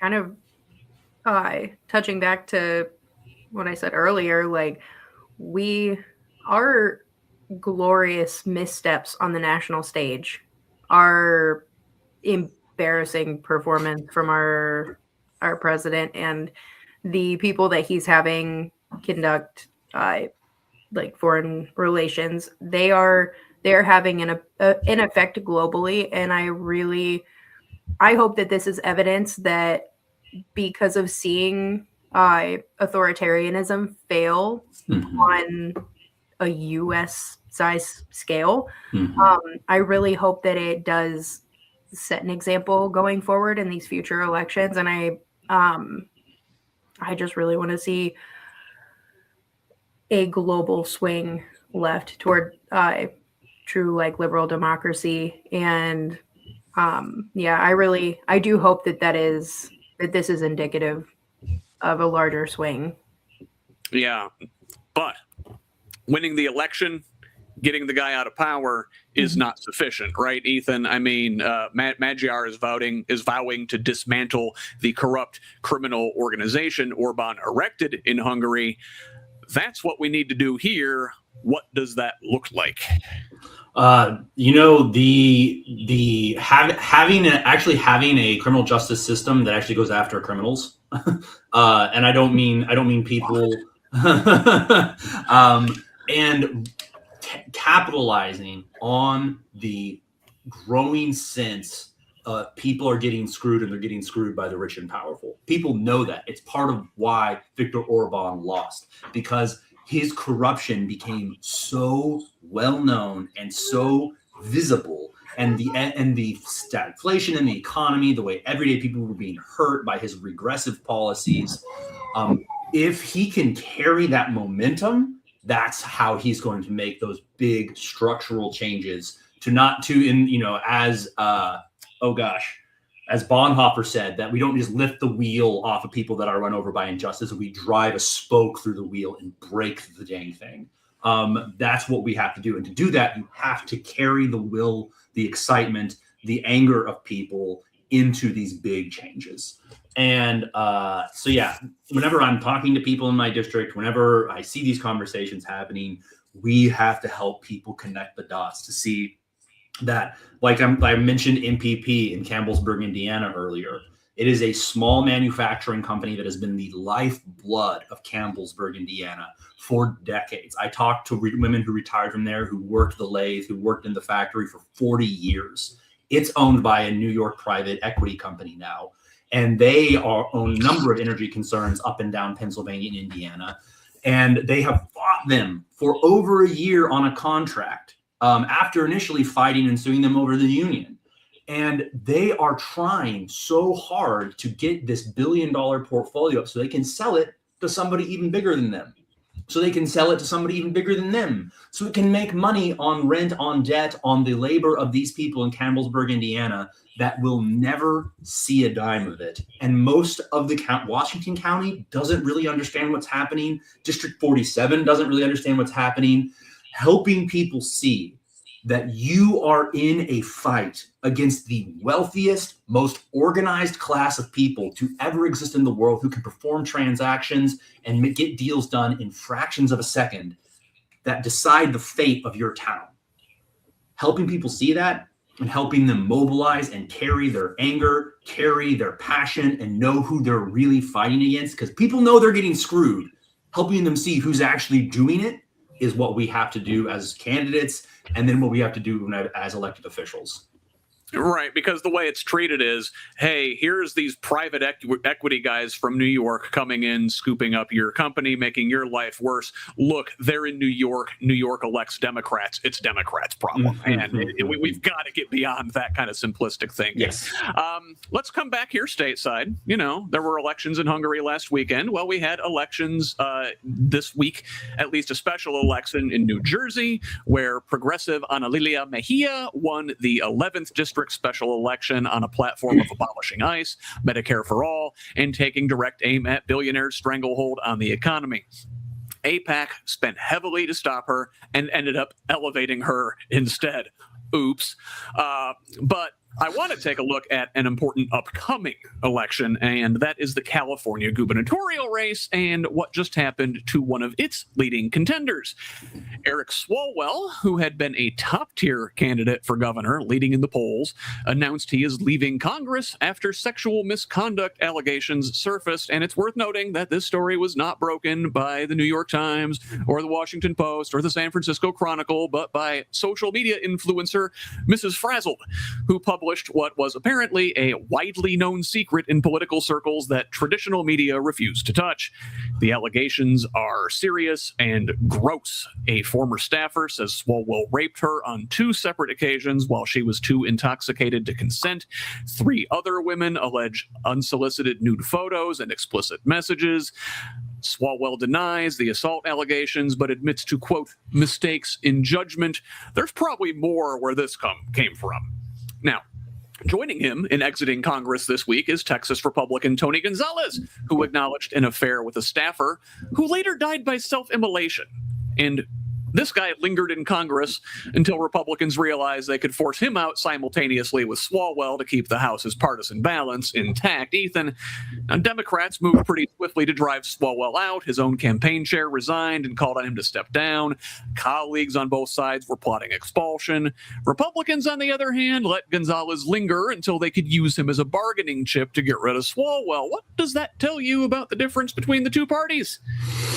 And I mean, we've seen this before. This is not the first time we've seen the Democratic Party take immediate action whenever allegations come to light. And the impulse of the conservative movement to protect men, to protect important men, to protect men of a certain profile is well documented, especially, I mean, Gabrianna, I know you said you have a background in behavioral psychology. Like if you look at especially conservative religious movements, the history of protecting men who engage in predatory behavior because they're just important, and we need to be able to forgive, and we need to be able to see their side instead of protecting women, instead of protecting girls, has a long and deeply troubled history. And progressives are by no means is exempt from it, as we saw recently with Cesar Chavez in California, where again we saw overnight statues are taken down, whenever it came to light that he had engaged in grooming and abusing and raping children, as well as his adult peers. All I can say about Swalwell is good riddance. Don't let the door hit you. Every single man who engages in this kind of behavior needs to consider self-immolation, because this, like, the only way this ends is if the consequences become far more terrifying than the payoff.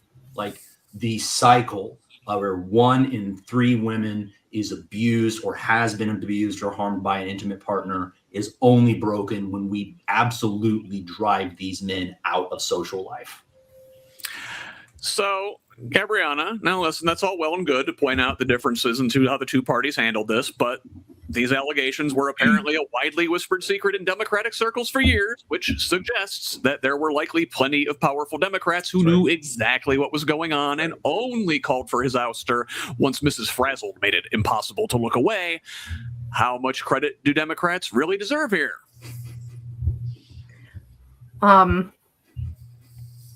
So, yeah. I'm trying to use my words. Yeah. So 2 things. One, he stepped down. I don't know what pressure was applied by parties at large. I think that public humiliation in situations like this is a great tool. I think that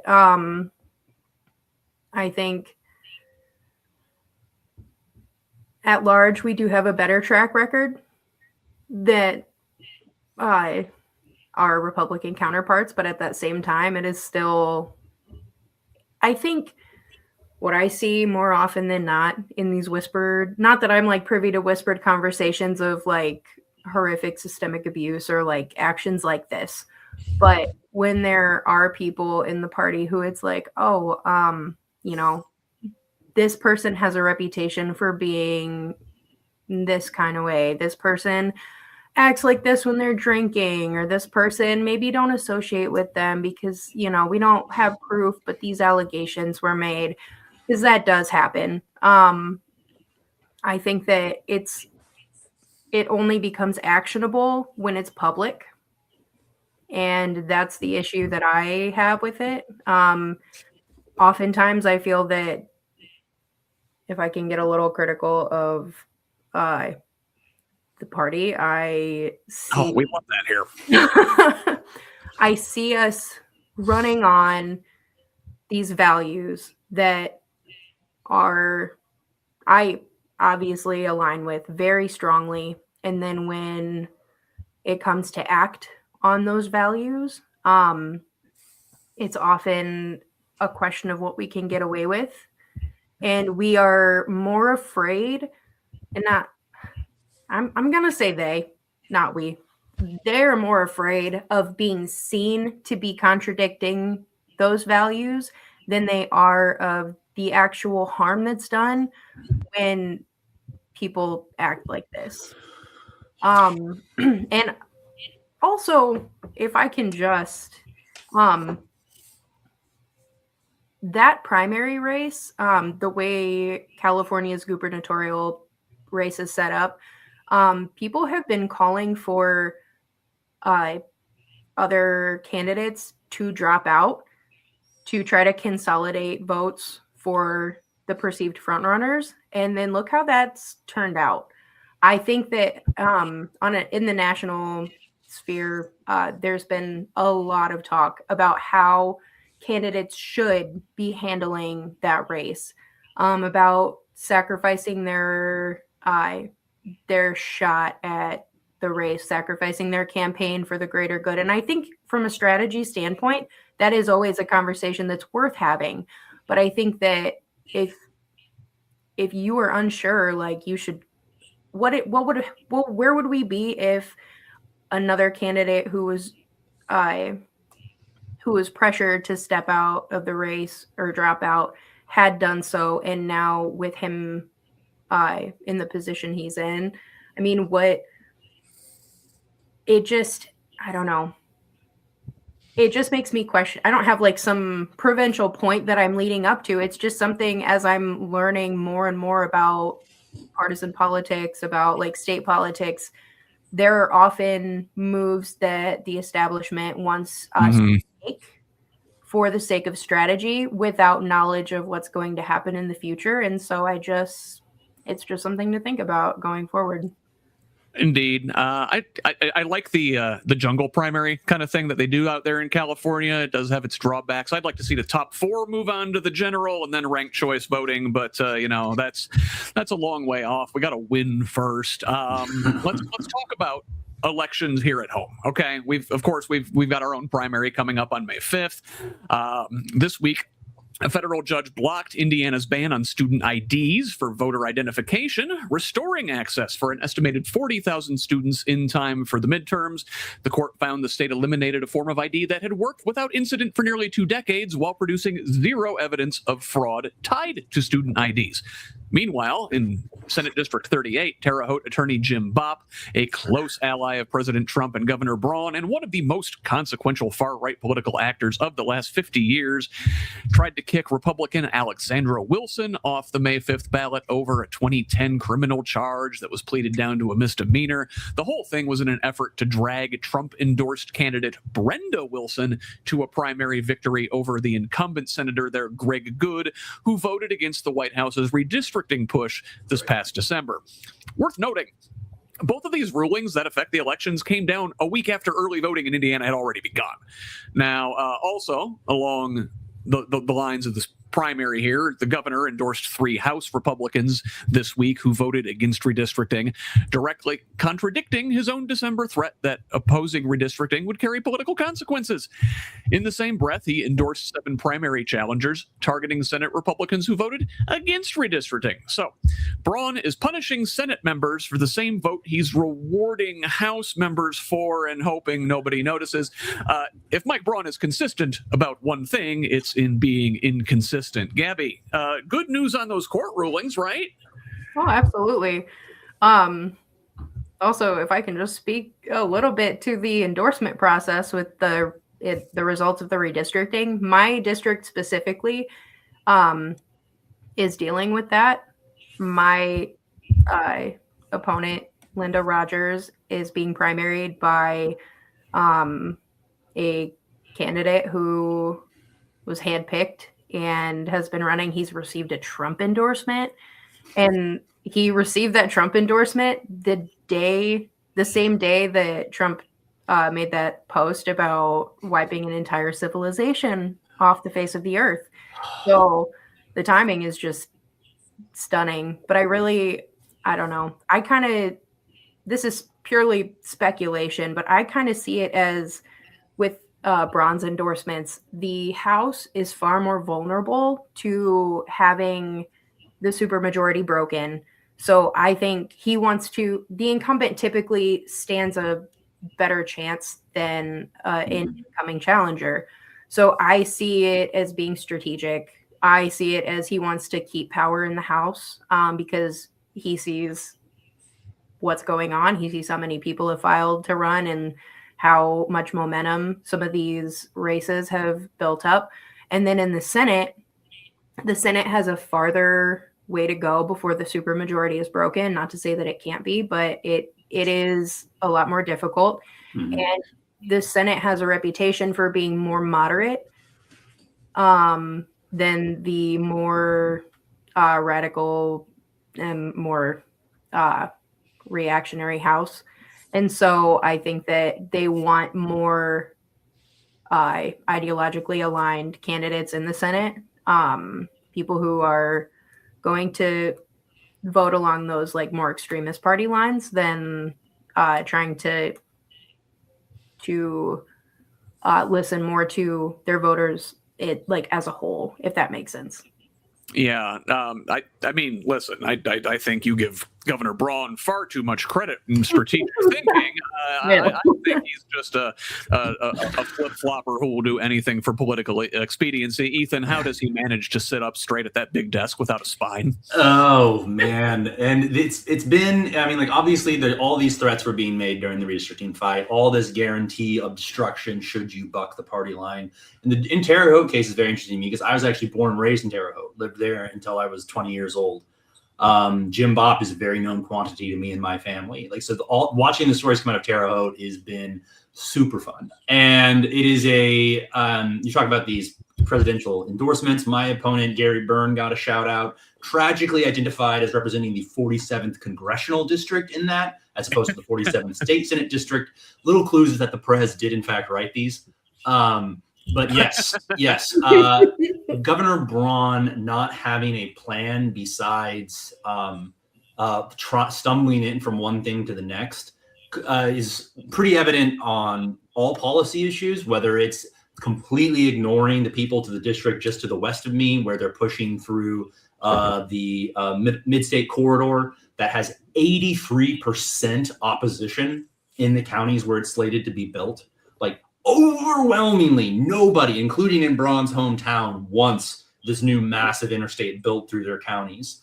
And so him endorsing people, I kind of liken it as the least popular governor in the country. It's kind of, again, it's kind of like watching my opponent pick up an endorsement from the president as we get ready to fall into the worst energy crisis the world has ever seen, of which we shan't dig ourselves out in 2 years at least. It's once again, I've referenced Sun Tzu once this time, and I'll reference it one more time. Never interrupt your opponent while they're in the middle of making a mistake. Endorse away, my good sir. We will make sure that the people of Indiana understand exactly what values that means and what it has done to their budgets, what it has done to the values of their homes, and what it means for the future of their kids. And if we want to change it, we've got real candidates that are going to fight for that and are going to use the swing of this year to make real progress in Indiana. Let's move from Governor Braun to one of the other recurring villains that we talk about in Indiana state politics, and that's Secretary of State Diego Morales. Now, he is being torpedoed by members of his own party this week, including his predecessor, Connie Lawson, and the GOP's own election division co-counsel, who accuse him of nepotism, sloppy election administration, and spending public money on a $90,000 luxury SUV from a campaign donor. Now, the official responsible for issuing notary licenses couldn't even get his own staff properly notarized, forcing candidates to rush back to Indianapolis to refile paperwork in February. Both the Republican co-director and co-counsel of the Indiana Election Division are walking out the door immediately after the primary, a mass exodus that speaks louder than any letter of resignation ever could. Morales faces a convention fight in June against Knox County Clerk Dave Shelton. Gabrianna, is Morales even going to survive his own party's convention? I mean, it doesn't look like it. He's just so widely negatively viewed, and I don't know. I don't know what to expect. I don't know. I'm seeing a lot of people gearing up for this Secretary of State race based on the assumption that the opponent will be Morales. And I think the focus has to be righting the wrongs that he has done. And I see some candidates doing that for sure. But yeah, sometimes it's fun to watch the Republicans eat themselves alive. I hope they really fight it out. I hope they really piss off a lot of people in their own camp. All power to them. Well, you get at something, and I this is where I wanted to go with this. The Republicans are having their own internal divisions, right? Democrats, of course, we are too. And Ethan, it seems to me that one candidate on our side has a plan for this office, and the other's entire message is, we got to get rid of Diego. Mm-hmm. Well, if Morales isn't the Republican nominee, is there even a message there? It's a great question, and really speaks to running a campaign on an actual policy program and not just I'm different from the other guy, right? I mean, I even had an opportunity in my own campaign where my opponent, like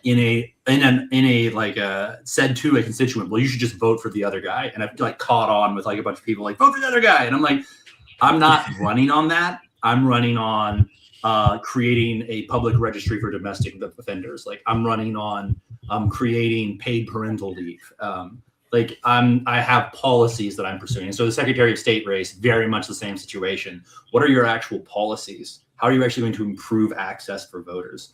How are you going to update our way out of date system? And I agree. I've seen one candidate do that in a way that the other candidate has not. And it's important because no, I don't see Morales surviving this. I'm hopeful Beckwith won't survive it. These are profoundly unpopular people working for a profoundly unpopular governor.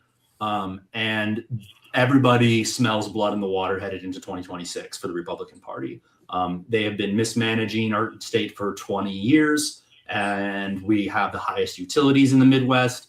We're in the middle of a foreclosure crisis, and they have horrifically unpopular leaders. So yeah, we got to run on policy. We got to run on what we're actually going to do, not just like, I'm not the other guy. Like we were talking about in Hungary with Magyar, it's more than just putting a new face on things. You have to dismantle the corrupt system. You have to have a plan. It can't just be vote for the other guy. That's right. So a couple sort of dangling ends here. We've got some leftovers, and let's close out with these couple of Indiana stories that didn't really fit neatly into our other categories, but are still too important to skip. This week, Governor Braun announced a $200 million investment to reopen Indiana's child care voucher program, which had been closed to new enrollees for over a year with nearly 35,400 children on the wait list. This money could pull about 14,000 kids off the wait list with priority for foster, kinship, special needs, and homeless kids. And that's genuinely good news, though about 21,000 kids will still remain on the wait list even if the full investment is approved. Also from the Braun desk, the governor announced a letter of intent with Eli Lilly to explore nuclear energy feasibility in Indiana. Wait a second. Eli Lilly, the pharmaceutical company, nuclear energy. I thought their business was making profit by gouging sick people, and now they're branching out into unproven small modular reactor technology with no clear timetable for actually building anything. A letter of intent to explore feasibility is a long way from a reactor, but it does raise an interesting question about where Lilly's priorities actually lie. And speaking of gouging sick people, Indiana's hospitals delivered over $717 million in care last year that went unpaid by insurers, with the Indiana Hospital Association estimating total unpaid care statewide likely exceeds $1.6 billion. Greene County General Hospital escalated this week by serving Anthem with a breach of contract notice, accusing the insurer of paying claims far below contractually required rates. The IHA's pointed question is the right one. Premiums keep rising, so where is this money actually going? Rural hospitals are most exposed, and the Hospital Association warns that Hoosier hospitals are approaching a breaking point. Ethan, on the child care voucher investment, right? This seems like the GOP arsonist setting a fire, claiming credit for putting it out, but the embers are in fact still burning. 21,000 kids remain on this wait list. That's right. And start the thing about like a nurse sending somebody into cardiac arrest and then applying the paddles and being like, and they're kind of like, they're stable, but they're unconscious. Like, I saved them. It's like, you put them in cardiac arrest. The priorities of this administration, the priorities of the GOP have been about making Indiana a great place for business, ignoring the fact that most people have kids and can't raise them here and work. That most people move places where they have good health care, where there are good schools, and where there's support for raising kids. And Indiana has turned hard away from those things, legislative session after legislative session, while allowing utilities to pass their costs onto us, while allowing big conglomerates to snatch up single family homes, and while allowing this kind of thing, right? So whenever I hear these stories, I always turn back to, this is about an imbalance of power, and we only fix it by taking back our power. And we can only do that by organizing and by getting new legislatures into our legislature. A great state for business, not necessarily a great state for people. Gabrianna, how broken is our healthcare system in this state when hospitals are closing, but Big Pharma has enough capital on hand to literally go nuclear? No, yeah, I don't know. Healthcare is just so frustrating because, like, why are we putting dollar amounts on, like, saving people's lives? Also, like, I don't know. Yeah, it's a choice, right? It is a choice. And no, I worked briefly in admissions in a hospital for a pretty large healthcare system in my region. And so I have been the one sitting at the desk giving people their estimate before they choose whether or not, and that's the thing, it's scheduled and it's assumed like, okay, this is going to happen. And then people get there, they give their name, their insurance information, answer a bunch of pointless questions, and then they're given an estimate and they've already wasted, I don't know, half an hour, 45 minutes in this part of the process. And then they're given an estimate for a procedure that they need to have done. My firstborn child. Yeah. No, I will be paying for my pregnancy for like until my son moves out. I have a complicated situation there though. I like had a high risk pregnancy and spent the first 2 trimesters uninsured. So like ridiculous amount of medical debt. And I just while I worked there, everybody that I asked about, like on the administrative side about the prices and the cost of healthcare, the blame was constantly put on Medicaid, because Medicaid, the state doesn't pay what they need to. The percentage that they have to pay, they don't even pay that. They're always late on it. They don't do it. They find every way to get out of it. And so that's driving up costs. And then it's, oh, well, people don't pay their medical bills. And it's like, they can't pay their medical bills. This is not, I don't know. I see Band-Aid solutions being proposed everywhere. And this is something I'm running on a state level. Ethan, you're running on a state level. And there are things that we can do. But until on a federal level, it is switched to a single payer system where we can take back negotiating power. Because I'm sorry, I don't want to subsidize these entities. I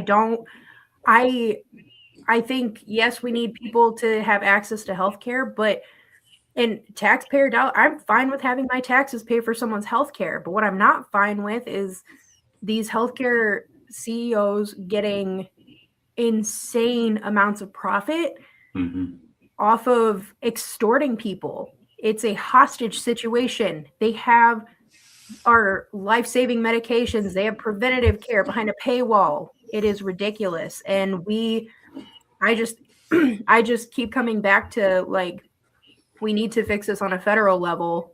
That way it's not our tax dollars subsidizing these things, and it's accessible to everybody. And we have models from other countries to follow to figure out how to do that. Yep.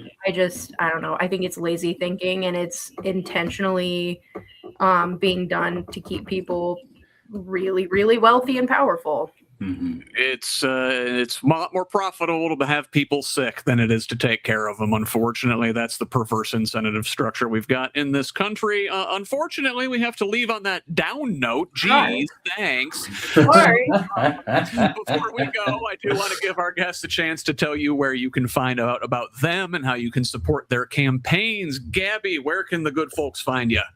All right, on Facebook, Gabrianna Gratzol for Senate District 11. And then my personal page is also, you can follow me. It's set to public. It's Gabrianna Gratzol Hartman, because I just never got around to changing my name after I got married.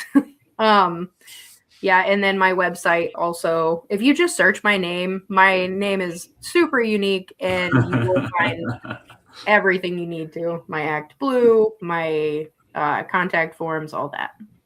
not going to get you confused with another Gabrianna Gratzol out there. Ethan, how about you? Where can people find you and get involved? That's right. EthanForStateSenate.com. I also have a double last name, so not hard to find me. It pulls up all of my things as well. Facebook, Instagram, TikTok. I'm on the things, doing the things.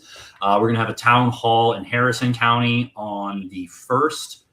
You can go to my website, find more information about that. We're doing town halls every 2 weeks, kind of switching back and forth as we move through all 3 counties in my district. And we're also online periodically. It's always at the top banner of my website, EthanForStateSenate.com. And we're doing a campaign we're calling Minimum Wage Maximum Impact, where we're trying to get 500 people to become donors to our campaign at $7.25 a month. $7.25 a month. 500 people. That's going to help us get a rolling amount of money every month so that we can do things like put up signs, get the word out, organize volunteers, because flipping districts like mine and Gabrianna's, it can be done. It just we have to have the buy-in of our neighbors in our community. And that's the really exciting thing right now. The excitement, people who are sick of the status quo and are ready to do something about it, is absolutely tangible. Every door I knock, even when people answering the door disagree with me about 90% of the time, they say things like, well, I'm glad somebody at least is running against the status quo. Very good. So we find out where we can get a hold of our guests and learn more about them. You can find me on Blue Sky, Instagram, and Threads at HoosLeft.us, and on Facebook, TikTok, and YouTube at Who's Left. Send me a DM with feedback on any of those sites. I am back tonight at 7 p.m. for a Progressive Indiana Network virtual town hall with 4th District Congressional candidate John Whetstone. He takes your questions directly in the live chat. Then I'm back Tuesday night at 7 p.m. with a live Who's Left podcast featuring State Senate candidate Kirsten Root from the Fightin' 21st. Also on Progressive Indiana Network this week, a pair of congressional debates. Thursday night, 8 p.m. in the 6th District. I'll be moderating that one. Saturday, we turn to the 9th District with Casey Blundell in the moderator's chair. Derek Holder has candidate interviews Monday, Wednesday, and Friday on the Hold 'em Accountable podcast. Concerned Clergy podcast drops Thursday. Brianna Newhart, the recovered Republican, has new content Saturday. We can't do all this without you. Please support our work with a paid subscription at progressiveindiana.net. Once again, thank you to Gabrianna Gratzol and Ethan Sweetland-May for joining us today. I hope you'll support both of their campaigns, donate and volunteer for them, like, share, comment, and leave a review for us. Let's keep building a radically democratic Indiana together. Until next time, I'm Scott Aaron Rogers. Love each other, Indiana.